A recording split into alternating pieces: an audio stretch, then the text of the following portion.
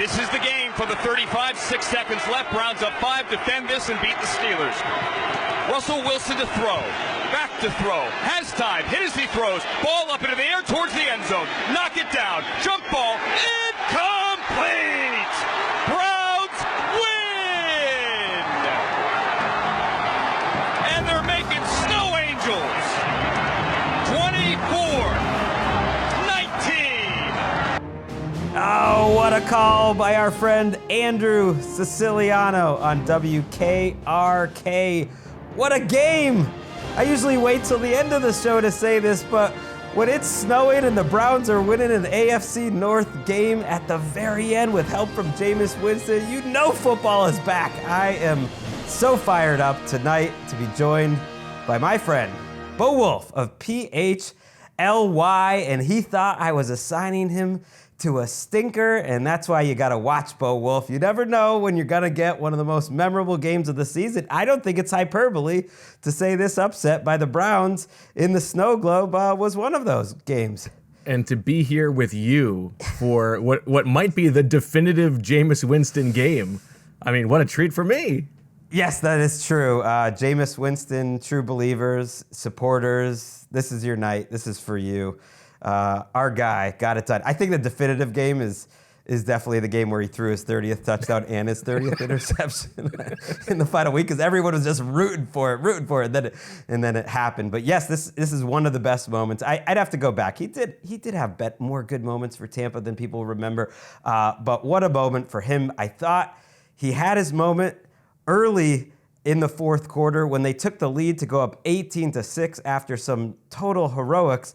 They blow the lead, giving up 2 touchdowns, including a sequence where there was a strip sack of Jameis Winston that the Steelers then took a lead 19-18. Steelers had the ball at one point with the lead, and you didn't think it was going to happen, did you? When the Browns got the ball back with a little over 3 minutes left, Bo Wulf, and then they go on a touchdown drive that I can't imagine many Browns fans expected, considering the way this season has gone.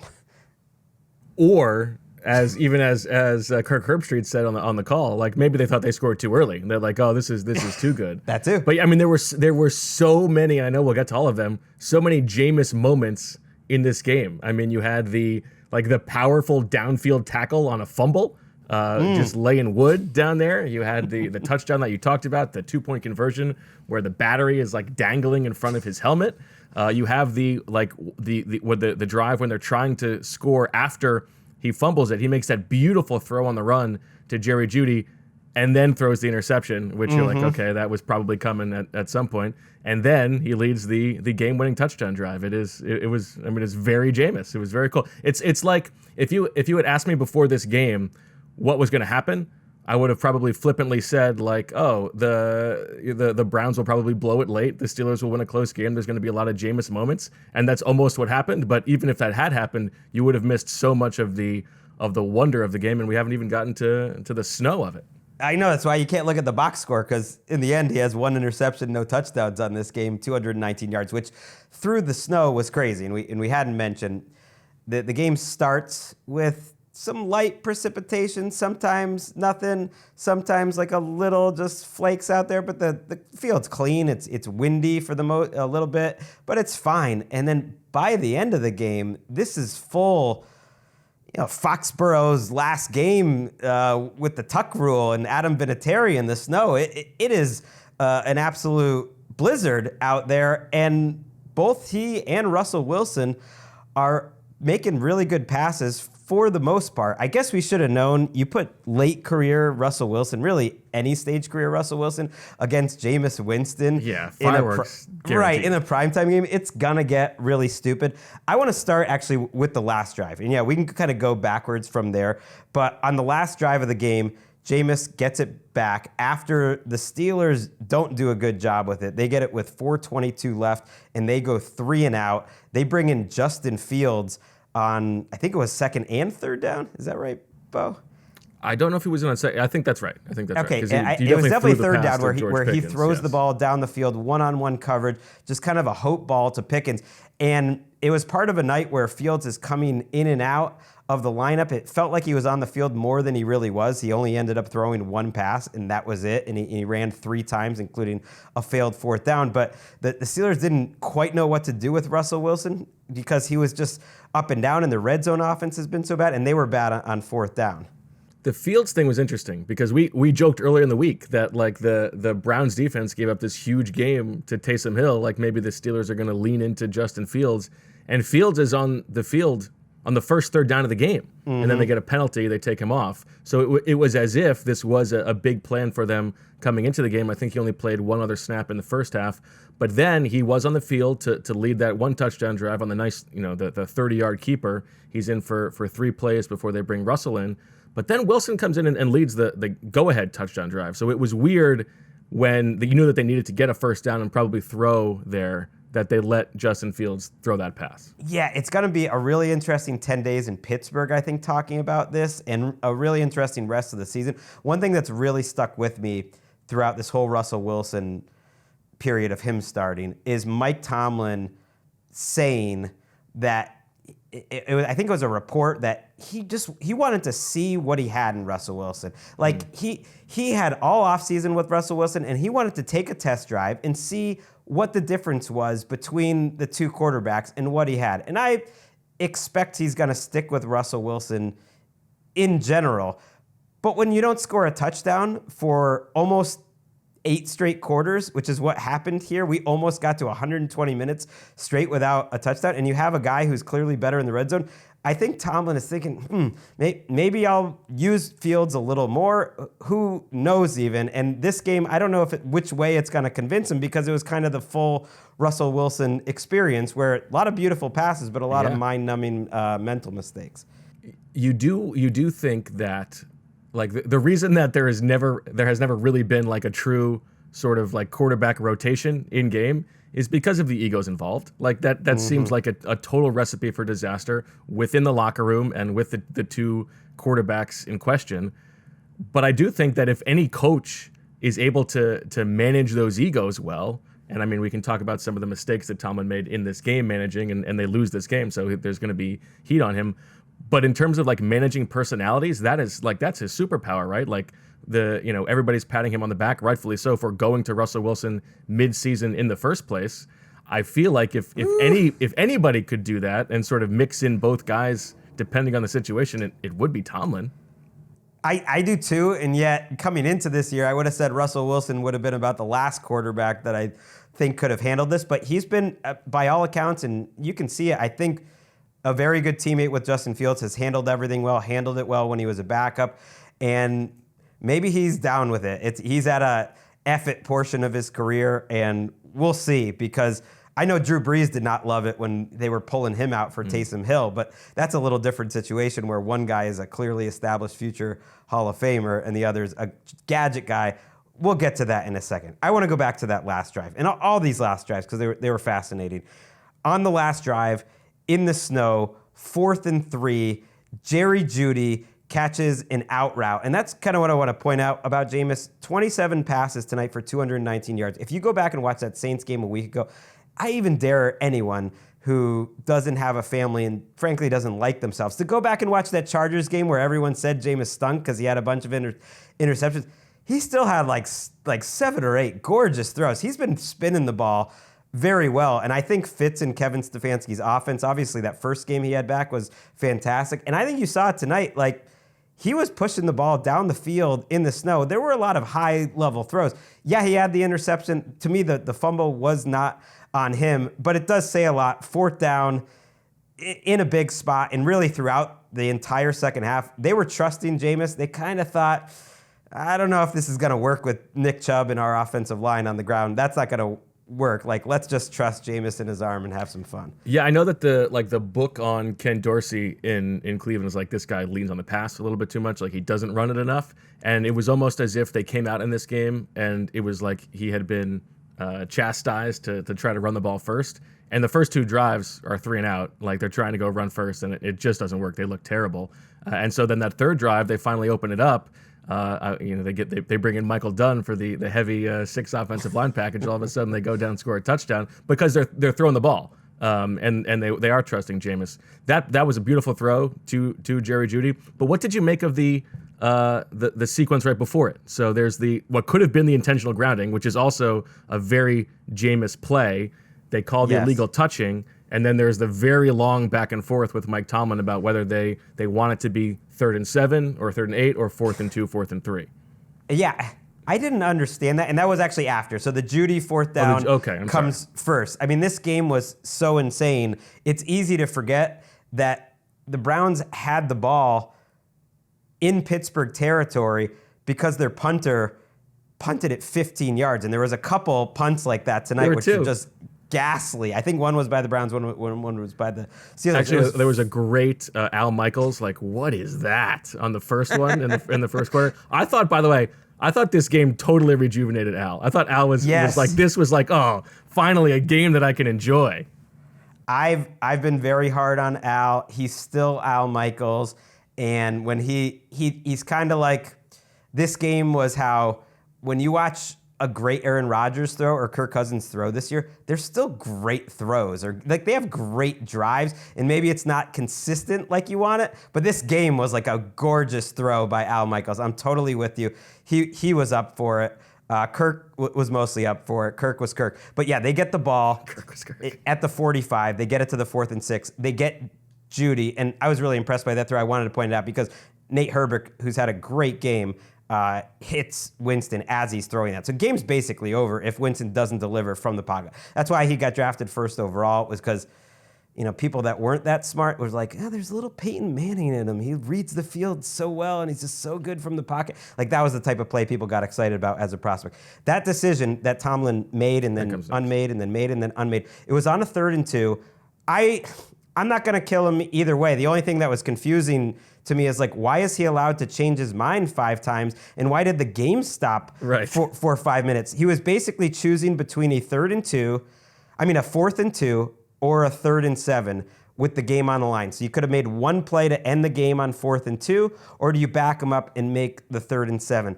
I probably would have leaned 4th and 2, but I actually don't. I don't have a hot take on that. I just don't understand why are they allowed to change their mind and go back and forth? It looked to me like he declined it, and then when the Browns sent their offense on the field, like they were going to go for it, then he decided to accept it. Like, he didn't want them. He wanted them to kick a field goal. He didn't think they could make the field goal. But once they said they were going for it, then he was like, okay, no. Then I actually want to accept it. But that doesn't seem fair. That doesn't seem fair at all. And I actually think you're right. You outsmarted me and maybe the rest of the audience. This is why we got Bo Wulf. Bo Wulf, by the way, check out his PHOY Eagles podcast with the man, Zach Berman, the best comedy duo with Zach as the straight man. That is Zach mainly. In NFL podcasting. So that decision wasn't crazy to me, but then Jameis hits an absolutely gorgeous throw there to Jeudy again while he's getting hit by Ogunjobi. There's a penalty on the Steelers after the play for delaying the game. Roger Sherman on Twitter believes that was intentional to put them inside the 10 and try to shorten the game. And I think they let Nick Chubb score. I went back and watched those plays, and I know Nick Chubb got tackled, but I don't think they were really trying to tackle him on the first play. They were just trying to knock the ball out. And then on the second play, I think they let him in to try to get the ball back. Do you think it's better to be down 5 in that scenario and try to score in the snow, or see if you can get a block on the field goal or a fumble? I actually think I might take my chances and just try to stop him. Well, knowing it's the Browns and anything could happen, I might lean that way. I don't know if I buy that they did that penalty from the 14 on purpose, because it wasn't pre-snap. It's not like the coaches were calling it in. That's usually when you would see that happen. It would have taken unbelievable awareness for a rookie to do that, knowing that the ball was down on the 14 right after it happened. I'm not sure I'm willing to go there. But I do think I'm with you, especially on the touchdown run. It seemed like they were like, okay, get in there. Yes, let's actually listen to that touchdown run. What a moment. Nick Chubb, I know he hasn't been running great this year, but for him to be out there in the snow against the team who he was facing when he suffered that career-changing injury, and to have the game-winning touchdown is awesome. Let's listen to Andrew. Shotgun from the 2, Chubb the back. Jameis the snap. Give to Chubb. Chubb running. Chubb, touchdown. Nick Chubb did it. He stayed on his feet. The Browns take the lead. 57 seconds to go, and the Browns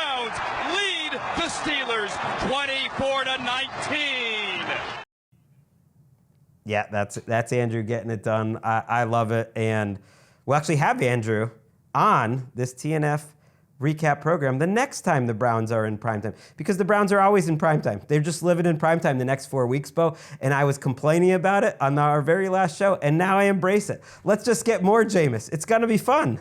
Absolutely. I was thinking about, just the Browns fans, and even, given the connection, like the Browns family members, like, you're going to this game. This is a hopeless season. They're 2-8. You're sitting in this terrible weather. And like, what are we doing here? Why is this the way that I'm spending my life? And then you get this unbelievable game, and then it looks like they've blown it, and you're like, oh my God, like, ugh. But then like they come back, they win this game, and just the beauty of that as a 2-8 fan, like this is what it's all about. They got the one thing, the one positive memory they will probably have of this season. I think they are the best. I think they are the best fans. It's hard to just pick one. I think the Bills are in the mix, and I think the Lions are in the mix. I kind of lean on the old school teams who have been through a lot of heartache, but haven't lost any of the passion.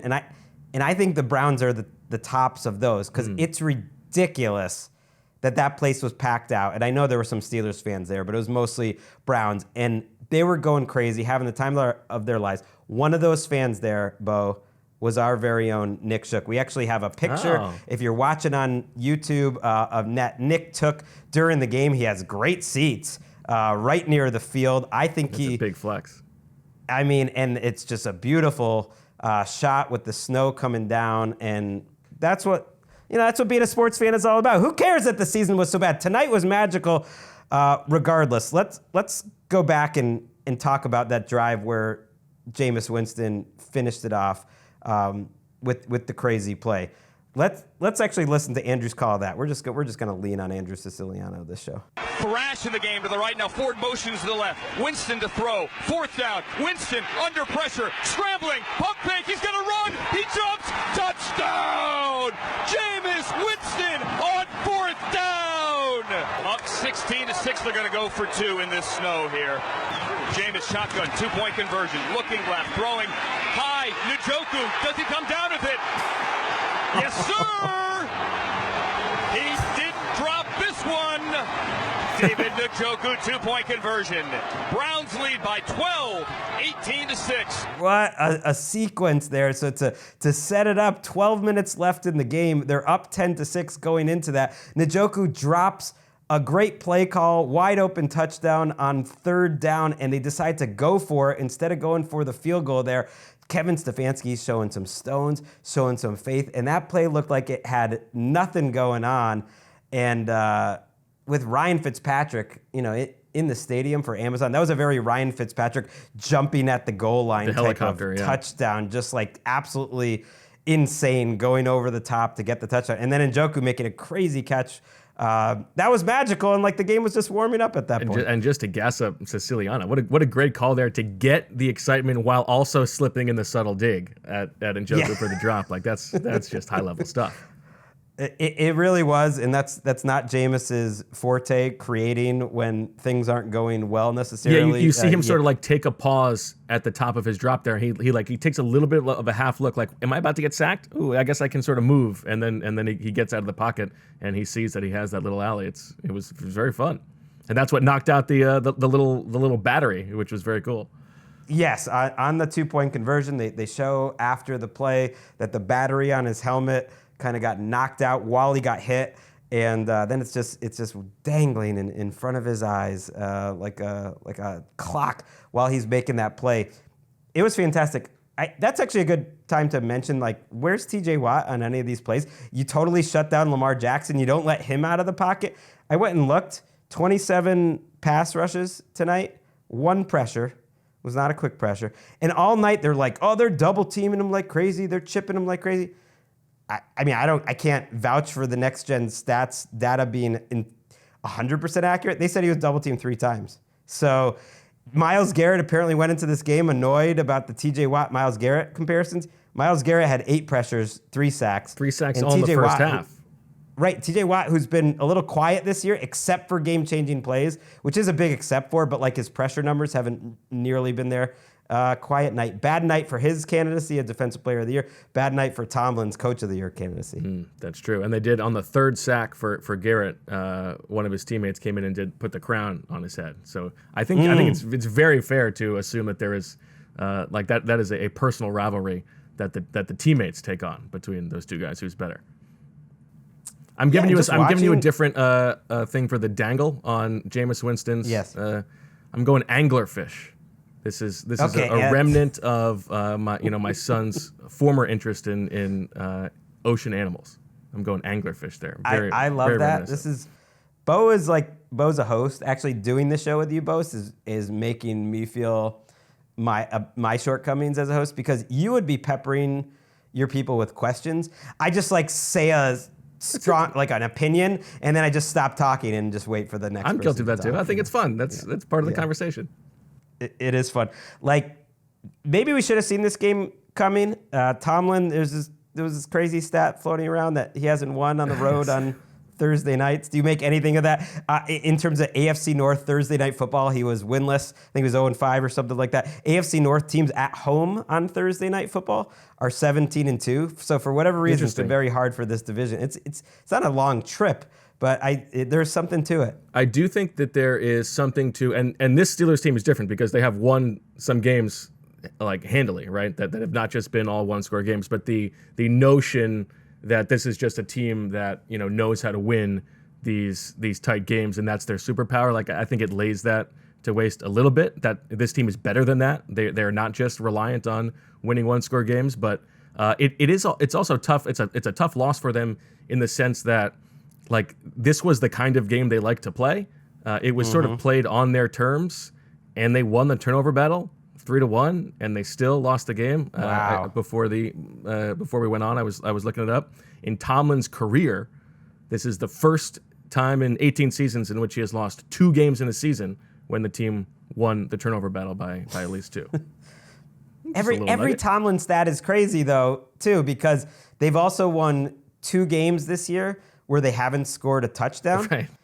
And they're actually the first team. I was surprised by this. They're the first team to do that since the 2002 Bucks. Wow. It's hard to win games without scoring a touchdown. So to win 2 in one season is very hard. And there was a segment of this game where I thought they at least had a chance because they were down 10-6 going into the fourth quarter. They still hadn't scored a touchdown. I'm like, they're going to do it again. They're going to bang 2 more field goals in this game and wind up winning. And it didn't happen Boswell because did miss one early. Defense we ultimately wasn't good enough. Even though in the fourth quarter, they did force 2 turnovers. Or in the second half, they get the forced fumble on Jameis and they get the interception on Jameis, but they give up the 2 drives. Okay, I thought after that Jameis sequence, this is too perfect.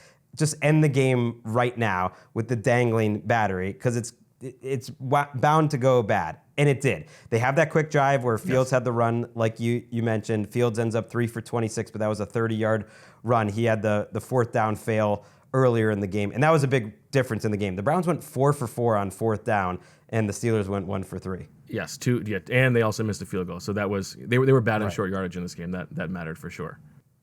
Right, and Russell Wilson made some mental mistakes. The first half was very Russell Wilson. We'll get into that as you for a second, tweeted it. It was very Russell. Go ahead. Right, and in the fourth quarter, so they get that drive where Jaylen Warren gets the touchdown. They get the strip sack. Herbig has been awesome, by the way. 6 pressures. He's great. And then immediately Russell Wilson gets back on the field. And on the 3rd play of that drive, they're in Browns territory. He comes up with a great throw to take the lead. Ball at the 23-yard line. Wilson gets the snap. Browns bringing 5 men. Throws over the middle of the field. Calvin Austin. Touchdown, Pittsburgh Steelers. Calvin Austin, you're a giant, man. What a giant. I gotta admit, Russ. Yes, please. Well, I was struck by in the first half, all of Russell's big plays were coming on 3rd and long. And having covered Jim Schwartz in Philadelphia, I'm accustomed to the sticks defense that he used to do, which was we might get beat in front of us, but we're not going to get beat deep. And so as this game goes on, it played out. Russell Wilson in this game had 5 completions of 20 yards or more on 3rd and long. So we're defining that as 3rd and 6. That is the most of any quarterback in a game this season. And number 2 is Justin Herbert, who had 4 also against this Browns defense. Wow, that's shocking. And he does do that sticks thing still sometimes. But you're right, it must not be very often. And I thought the whole key to Russ we can't is be getting beat deep in that situation. No, you're right. And I thought the whole key against Russ, just play deep safeties, stay on the outside, stay in the corner, take away the middle. But that was a beautiful throw to the middle of the field. He had another chance to get one to Pickens earlier, and they weren't on the same page. But actually, the numbers, according to Next Gen, he went 10 for 14 against split safety coverage for 165 yards and a touchdown. I think that was probably the touchdown there. And so Russell Wilson is so hard to figure because you look at the numbers. And some of those slants, he throws those slants so beautifully. He stuck a couple in really tight windows in this game. When he was throwing the ball, for the most part, it looked good. But yes, it's the decision making that, for a guy who is as experienced as he is, really makes you scratch your head. Right. It's a better version of what he was last year in Denver, where if you just looked at the stats, it was one thing. But if you watch the games and watch Sean Payton losing his mind, it was another. Russell finishes 21 for 28 for 270 yards and a touchdown, which is great. In the first half, he hit his first 11 passes for 147 yards. And so that seems like you're having an awesome half. But he took 3 sacks. One killed the drive to make Boswell have to go for a 57-yarder, which it was a which brutal they missed. one. Another one, I was listening to the radio on the way back, and then I tried to catch up on YouTube, and Mike Golick, Sr., did a nice job of pointing out on the third down on another sack where they did hit the field goal. He missed Calvin Austin wide open in the middle of the field. They didn't show us that on the broadcast, I think. That's Wilson's MO in Seattle. That's what drove everything crazy. He never sees the middle of the field. And I went back and looked just to confirm it, and it was that. But he also had dimes tonight. He threw the ball well down the field to Pickens a couple times. He had a great throw on 4th and 1, the 4th down that they did pick up. He does enough good things that you forgive the sacks that he takes. He's just a little maddening and never has really learned how to be a game manager. That is to manage different situations is not really his thing. And as we talked about, it's so interesting that after he throws that beautiful touchdown pass to Calvin Austin to give them the lead, the next drive, when they have a chance to salt away the game, that's when they pull him for Justin Fields. And so, I'd love to get the truth serum with Mike Tomlin about that. It is fascinating. A few more little things before we go. The play that might have really turned the game around was the penalty on Grant Delpit after he did one of my favorite unnecessary roughness or whatever that call was. Yeah. He instead of snatching someone's chain bow, he snatched the mouthpiece out. Is that new? I don't know if I've ever seen a mouthpiece snatch. And it's a little bit disturbing how easily it comes out. It really is. That really did change the game because it went from second and goal at the 8 to first and goal at the 3, something like that, right? Yeah, at least at the 8. And that was after I just felt they're not going to score once they get to the 10. If you've watched the Steelers this year, they never score once they get inside the 10. They can only score from the 20 out. I think they're 30th or 31st in red zone offense. I think they're last actually since Russell Wilson took over. And they just can never figure things out. Arthur Smith, it's not happening for them in the red zone. And they went backwards on a Cordarrelle Patterson run there. And I'm thinking, they're never going to get this done. And then George Pickens, who is maybe the number 1 instigator in the NFL now, he makes everyone mad. And he always gets in these wrestling matches. I love him. He is amazing. Did we see what happened at the end of the game? No. They didn't. Oh no, yeah, and he almost was he took his helmet off and his John back with the fans after the Hail Mary at the end of the game. By the way, we didn't talk about Russell Wilson just getting absolutely lit up on that Hail Mary by Jordan Hicks. I mean, he just gets planted. That was tough to watch. It was. He took a lot of tough hits. I mean, Russell Wilson is one of the toughest quarterbacks I've ever seen in my life. I always am amazed how he takes brutal hits, and he never seems worse for wear. He never does the thing where, Jameis, when he hit that Judy throw, he barely got touched, but he started crawling afterwards. And I'm like, oh no, is Jameis hurt? But it's no, Jameis is just having some fun trying to get a penalty flag. Russell Wilson's the opposite. He'll get blasted, and he never shows it. That man is thick. That man he's a tough man. Not that I need to tell him that. Yeah, that's fair. Do you think? What do you think moving forward? Do you think they're going to do a little dance with the two of them?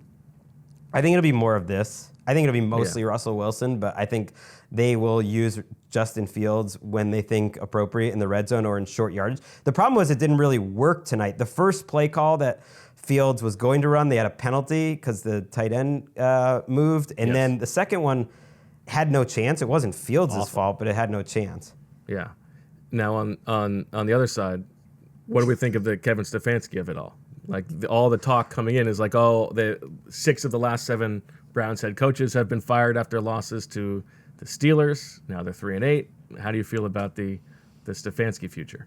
I love that you're taking over here. You actually sent me some notes before just in the case game this was a game that of didn't like things deserve, you might want to talk about. And everything. one of them was Stefanski trade.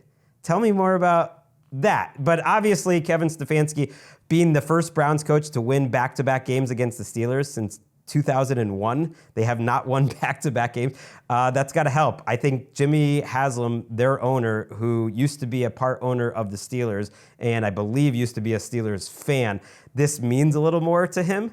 And I think beating the Steelers on national TV and seeing that they're a much better team, frankly, with Jameis Winston. They're not a good team, but they're a much better team with Jameis Winston. I think it's got to help Stefanski. Not to mention the back-to-back, not back-to-back, but 2-time Coach of the Year winner. Yeah, I mean, obviously, we're not even talking about the Deshaun Watson of it all. That's the undercurrent here. That's their whole season. But this idea occurred to me because I was listening to Zach Jackson's podcast from The Athletic for getting prepped for this game, and he was talking about they're probably not. It wouldn't make sense to fire Stefanski midseason if that was something they wanted to do, because there probably would be interest league-wide in a trade. We don't see a lot of trades, but we saw the Sean Payton trade. I think we saw the Bruce Arians trade was the most recent one before that. I don't know if they would do that. I feel like you lose all your leverage if it's a guy you're just going to fire.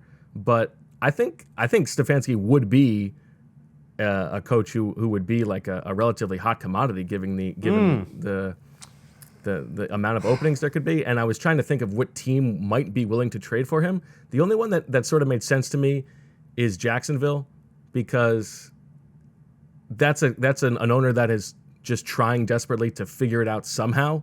They've tried all of these different avenues, and I think you could maybe talk yourself into this as a guy who can help Trevor Lawrence, but I don't know. Schefter threw it out there this week. There could be up to 9 head coaching firings, and I was like, I thought that was a crazy number, and then I started writing down, and we might do a segment on this soon.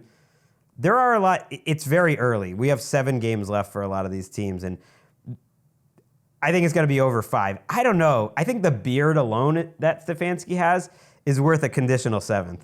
I agree with that. The beard is fantastic. As someone who's rocking a salt and pepper now myself. I know. We're both with I would say maybe fledgling beards. Mine. I think I'm actually going to bring mine back. It's only been a couple weeks here, and I think I'm going to go back to stubble soon. But that if I had a beard like that, I would walk around just with incredible confidence. The confidence of a Kevin Stefanski. He's always carried himself like a 2-time Coach of the Year winner. Yeah, and he's a good play caller. Not to reference an old trope on the show, but I do think it's a very nice zaddy look. Yes, I don't disagree. He's a handsome man, and I don't know if he would really have that much interest in the trade market. You don't think so? No. I think for a coach to really have trade value, he's now Arians was like a 6th winner. for a 7th, so it could be something at that level. But it's such a weird thing to trade for a coach. Like, I also thought they tried to make it somewhat illegal, but then the Sean Payton thing happened, and who knows? You also wrote down Jermaine Ifedi. You wanted to talk about Jermaine Ifedi. I don't know if we were going to get here. Who almost was a real goat in this game, giving up the sack. Yeah, he gave up the sack that Jameis Winston. It was not Winston's fault, by the way. I had someone respond to me on Blue Sky that like, oh, now Winston's being Winston. I'm like, that guy got there in a second and a half on the blind side. Yeah. That is not on the quarterback. Yeah, I mean, you'd like to see him hold on to the ball, but the I guess, the but sack it was literally in a second and a half. I mean, they let the guy go free. Like, yeah, I'm not going to kill him for that. And Ifedi had a big penalty earlier. That was the one that Winston made up. Wait, what is your Ifedi? I mean, it's a very silly thing, but he holds a special place in the Birds with Friends averse, is what I will call it, which dates back to when Sheil Kapadia was the Seahawks reporter for ESPN, and they did the pre-draft NFL Nation mock draft, It's very Yes. funny, like the prediction of who the pick is going to be. And Sheil says, like, I think the Seahawks are going to draft Jermaine Ifedi for whatever reason. And then they flash to the panel, and Bill Polian comes on and just crushes it. Crushes Sheil, everything he stands for, crushes Ifedi. There's no way this is going to be the pick. And then he becomes the pick. So he's the entry to why Bill Polian has been a featured player for us for many years. That is hilarious. Bill Polian. Like, don't you have a team to consult with to give them a totally terrible head coaching hire? It's Yes. like, when will we stop letting Bill Polian consult on coaching hires of guys that were good like 15 years ago? It never works. So, not that I'm annoyed still about Bill Polian changing the defensive holding. You're on the right side of rules. history here. Yeah, I really am. I love the garbage cans being banged. That at like the snow and Al and the garbage cans. Yeah, this was one of my favorite viewing I thought that was experiences. totally fine. That gave some color to the game. I was totally fine with that. Oh yeah, it was the best performance by a fan group in the entire season. Like the big men. There was large men. The big man. You were gonna say girthy. Yeah, I was, and then I decided to not say it. But you said it for me. Yeah, my son Walker, we were watching the game together, and he's just like, "Why is everyone so fat in Cleveland?" I was like, "Yeah, well, that's a kid just being honest." I mean, That's a very LA opinion. I mean, they were big guys. men. I will say I like the overalls, nothing underneath look for those guys as opposed to the guys who just went straight no shirt.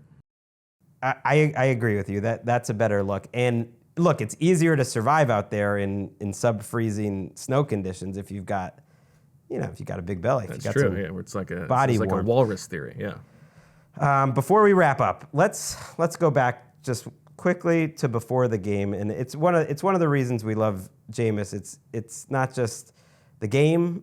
It's just the full Jameis of it all. This was him talking before the game. Weather conditions tonight. We're expecting winds up to 15 miles per hour in a wintry mix.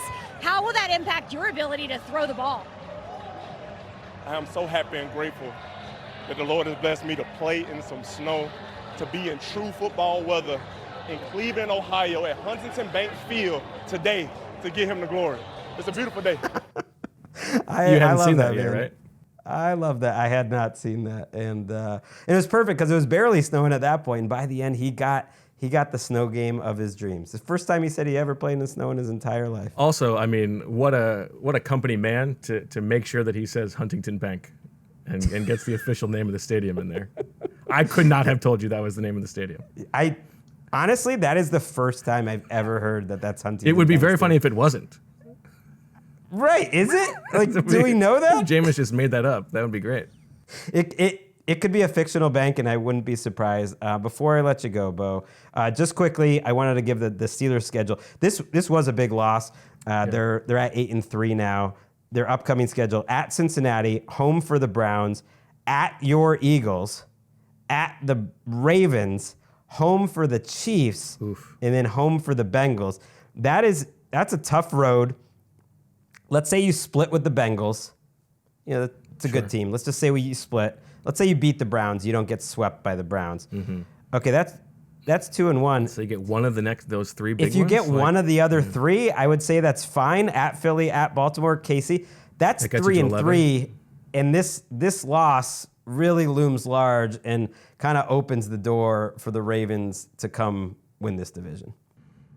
Yeah, although I'm not necessarily sure that I'm counting the Mike Tomlin of it all out. Maybe they could steal two of those three, but yeah, I think the numbers would tell us, the eye test would tell us that on over a 17-game span, the Ravens are probably a better team. So they have certainly opened the door for them to come get it. Not a great Tomlin game. Some game management stuff at the end of the first half, similar at the end of the second half, but I'll forgive it just for those clumps of snow. The Tomlin experience is not about the micro of the in-game decision making, right? It's about getting guys to play as hard as they can. It's about the vibes, and so are you. Like I said, check out Bo Wulf. I'm gonna give you I'm just gonna say it: the best team podcast out there, PHLY Eagles, and you're holding up the Michael Dunn jersey. Jersey, Explain yeah. why that was, because you had a great stat when he was on the field in the first half That for touchdown 3 drive. plays. 3 snaps. They hadn't had a first down the entire game. 3 snaps, 2 first downs, and a touchdown. And he's connected because he is married to your former or current producer? Former I'm producer losing track. Marissa Dunn, Former who's producer, still at The right. Athletic, does fantastic work. She's a complete badass, and following the Michael Dunn story for the past however many years has been a real pleasure.